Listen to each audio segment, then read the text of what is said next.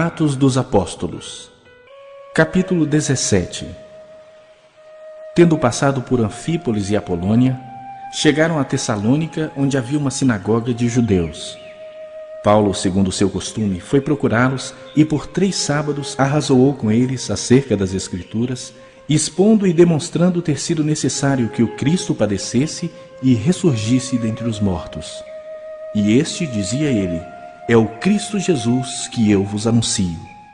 Alguns deles foram persuadidos e unidos a Paulo e Silas, bem como numerosa multidão de gregos piedosos e muitas distintas mulheres. Os judeus, porém, movidos de inveja, trazendo consigo alguns homens maus dentre a malandragem, ajuntando a turba, alvoroçaram a cidade e, assaltando a casa de Jason, procuravam trazê-los para o meio do povo. Porém, não os encontrando, arrastaram Jason e alguns irmãos perante as autoridades, clamando: estes que têm transtornado o mundo chegaram também aqui, os quais Jason hospedou. Todos estes procedem contra os decretos de César, afirmando ser Jesus outro rei. Tanto a multidão como as autoridades ficaram agitadas ao ouvirem estas palavras. Contudo, soltaram Jason e os mais, após terem recebido deles a fiança estipulada. E logo durante a noite, os irmãos enviaram Paulo e Silas para Bereia. Ali chegados, dirigiram-se à sinagoga dos judeus. Ora, estes de Bereia eram mais nobres que os de Tessalônica, pois receberam a palavra com toda a avidez, examinando as Escrituras todos os dias para ver se as coisas eram de fato assim. Com isso, muitos deles creram, mulheres gregas de alta posição e não poucos homens. Mas logo que os judeus de Tessalônica souberam que a palavra de Deus era anunciada por Paulo também em Bereia, foram lá excitar e perturbar o povo. Então os irmãos promoveram sem detença a partida de Paulo para os lados do mar. Porém Silas e Timóteo continuaram ali. Os responsáveis por Paulo levaram-no até Atenas e regressaram trazendo ordens a Silas e a Timóteo para que o mais depressa possível fossem ter com ele. Juízes, capítulo 6.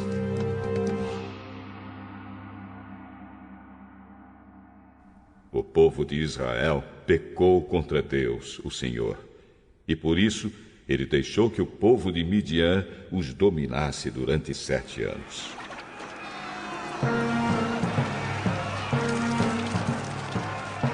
Os israelitas se escondiam dos midianitas em cavernas e em outros lugares seguros, nas montanhas, porque os midianitas eram mais fortes do que eles.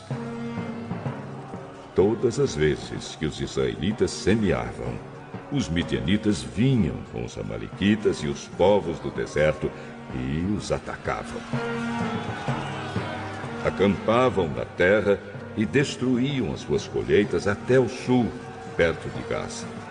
Não deixavam nada para os israelitas viverem, nem ao menos uma ovelha, uma vaca ou um jumento. Chegavam com seu gado e as suas barracas e eram tão numerosos como gafanhotos. Eles e os seus camelos eram tantos que nem dava para contar. Vinham para destruir a terra, e o povo de Israel não podia com eles. Então os israelitas pediram socorro a Deus, o Senhor. Quando eles oraram ao Senhor por causa dos midianitas, ele mandou um profeta que lhes disse: assim diz o Senhor, o Deus de Israel: eu tirei vocês da escravidão do Egito. Eu os livrei dos egípcios e dos que lutaram contra vocês aqui, nesta terra. Expulsei os seus inimigos e dei a vocês a terra deles. Eu disse que sou o Senhor, o seu Deus, e que vocês não deviam adorar os deuses dos amorreus, que viviam nesta terra. Mas vocês não quiseram me ouvir. Então o anjo do Senhor veio e sentou-se debaixo de um carvalho que havia perto do povoado de Ofra. Esse carvalho pertencia a Joás, que era da família de Abiezer. O seu filho, Gideão, estava malhando trigo no tanque de pisar uvas, escondido, para que os midianitas não o encontrassem. Então um anjo do Senhor apareceu a ele e disse: Você é corajoso e o Senhor está com você. Gideão respondeu: Se o Senhor Deus está com o nosso povo, por que está acontecendo tudo isso com a gente? Onde estão aquelas coisas maravilhosas que os nossos antepassados nos contaram que o Senhor costumava fazer quando nos trouxe do Egito? Ele nos abandonou e nos entregou aos midianitas.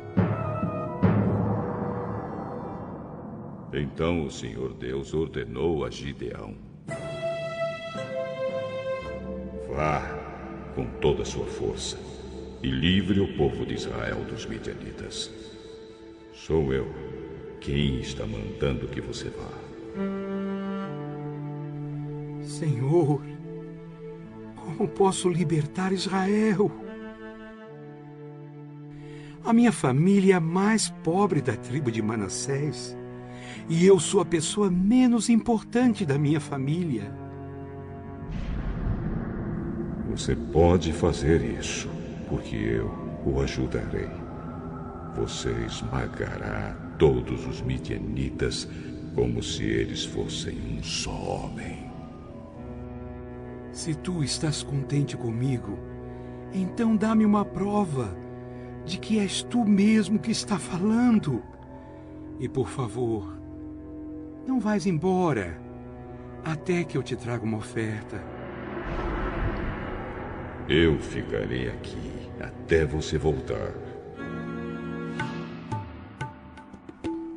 Então Gideão entrou, cozinhou um cabrito e fez pão sem fermento com mais ou menos 10 quilos de farinha.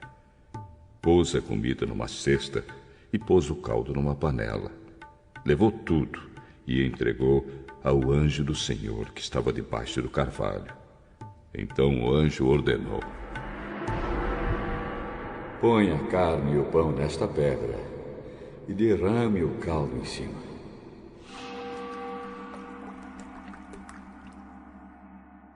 Gideão fez o que ele mandou. Em seguida, o anjo estendeu o bastão que tinha na mão e tocou com sua ponta a carne e o pão. Então saiu fogo da pedra e queimou a carne e o pão. E o anjo desapareceu.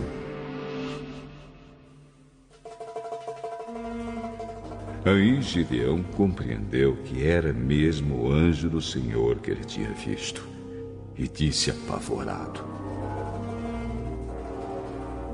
Ai de mim, Senhor, meu Deus! Eu vi o anjo do Senhor face a face. Mas o Senhor respondeu: Não fique com medo, tudo está bem. Você não morrerá. Gideão construiu ali um altar para Deus, o Senhor, e o chamou de O Senhor é Paz. E até hoje esse altar está em Ofra, cidade que pertence às famílias de Abiezer. Naquela noite o Senhor disse a Gideão: Leve o touro que pertence a seu pai e outro touro de 7 anos, e derrube o altar do deus Baal, que é do seu pai, e também o poste ídolo que está ao seu lado. Nesse lugar alto e seguro, faça por o Senhor, seu Deus, um altar de pedras bem arrumadas. Depois, pegue o segundo touro e a madeira do poste arrancado e queime tudo no altar como sacrifício.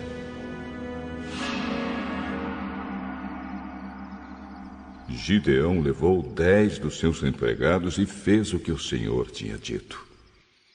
Porém, como estava com medo da sua família e do povo da cidade, em vez de fazer isso de dia, fez de noite. De madrugada,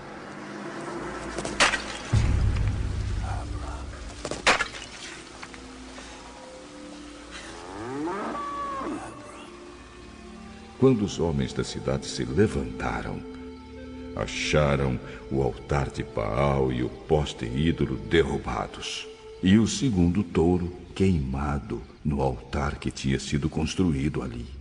E perguntavam: quem será que fez isso? Procuraram saber e descobriram que tinha sido Gideão, filho de Joás.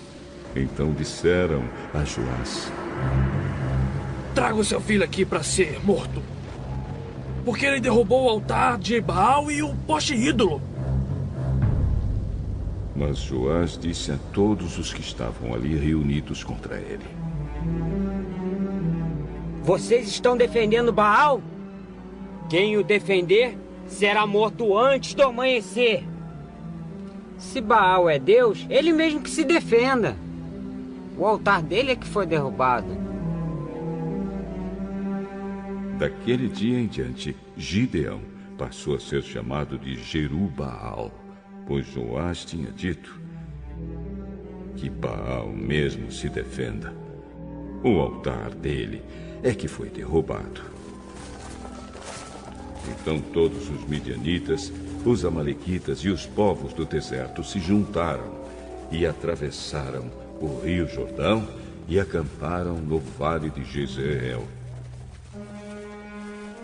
E o Espírito do Senhor dominou Gideão. Ele tocou uma corneta feita de chifre de carneiro, e os homens do grupo de famílias de Abiezer foram juntar-se a ele.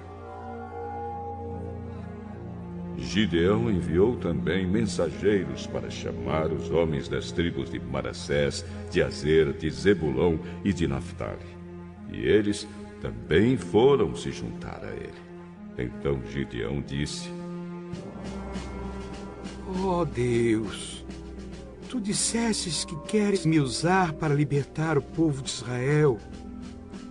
Pois bem, vou pôr um pouco de lã no lugar onde malhamos o trigo. Se de manhã o orvalho tiver molhado somente a lã e o chão em volta dela estiver seco, então poderei ficar certo de que tu realmente me usarás para libertar Israel. O que ele disse aconteceu. Na manhã seguinte, Gideão se levantou, espremeu a lã, e dela saiu água, que deu para encher uma tigela. Então ele pediu a Deus: Não fique zangado comigo, mas deixa que eu fale só mais uma vez. Deixa, por favor, que eu faça mais uma prova com a lã. Que desta vez a lã fique seca e que haja orvalho somente no chão em volta dela. E Deus fez isso naquela noite. A lã ficou seca e o chão em volta ficou coberto de orvalho. Jó, capítulo 36. Eliú continuou a falar. Ele disse: Jó, tenha um pouco mais de paciência, pois ainda vou lhe mostrar que tenho outras coisas a dizer a favor de Deus. Usarei os meus profundos conhecimentos para mostrar que Deus, o meu Criador, é justo. Tudo o que vou dizer é verdade. Quem está falando com você é realmente um sábio. Como Deus é poderoso. Ele não despreza ninguém. Deus sabe todas as coisas. Ele não deixa que os maus continuem vivendo e sempre trata os pobres com justiça. Deus protege os homens corretos, deixa que eles governem como reis e assim tem uma alta posição para sempre. Mas se alguns são presos com correntes ou são amarrados com as cordas dos sofrimentos, então Deus lhes mostra que isso é por causa do que fizeram, que é o castigo pelos seus pecados e pelo seu orgulho. Deus faz com que escutem os seus avisos e manda que abandonem o pecado. Se obedecem a Deus e o adoram, então tem paz e prosperidade até o fim da vida. Mas se não se importam com Deus, então morrem na ignorância, atravessam o rio e entram no mundo dos mortos. Aqueles que têm um coração perverso guardam raiva, e mesmo quando são castigados, não clamam pedindo socorro. Desonram seu corpo entre si e morrem em plena mocidade. Mas Deus nos ensina por meio do sofrimento e usa a aflição para abrir os nossos olhos. Jó, Deus o livrou dos perigos e o deixou viver em segurança. A sua mesa sempre se comeu do bom e do melhor. Mas você foi julgado e condenado e agora está recebendo o castigo que merece. Cuidado! Não aceite dinheiro para torcer a justiça. Não deixe que as muitas riquezas o seduzam. Não adianta nada gritar pedindo socorro. Todo o seu poder não tem nenhum valor agora. Não fique desejando que chegue a noite em que as nações serão destruídas. Você está sofrendo por causa da sua maldade. Cuidado, não se volte para ela. Como é grande o poder de Deus! Quem é capaz de governar tão bem como Ele? Ninguém pode dar ordens a Deus, nem acusá-lo de praticar o mal. O mundo inteiro o louva pelo que Ele faz. E você também, não esqueça de louvá-lo. Mesmo de longe, todos nós vemos e admiramos o que Deus está fazendo. Ele é grande demais para que o possamos conhecer. Nós não podemos calcular quantos anos já viveu.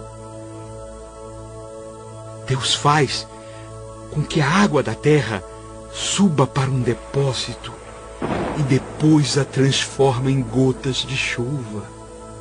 As nuvens derramam a água que cai em aguaceiros sobre a terra. Quem entende o movimento das nuvens? Ou o barulho dos trovões no céu, onde Deus mora? Deus espalha relâmpagos em volta de si, mas o fundo do mar continua escuro. É assim que Deus alimenta os povos. Ele lhes dá comida à vontade. Ele pega o raio com as mãos e manda que atinja o alvo. O gado sente que a tempestade está perto e o trovão avisa que ela vem.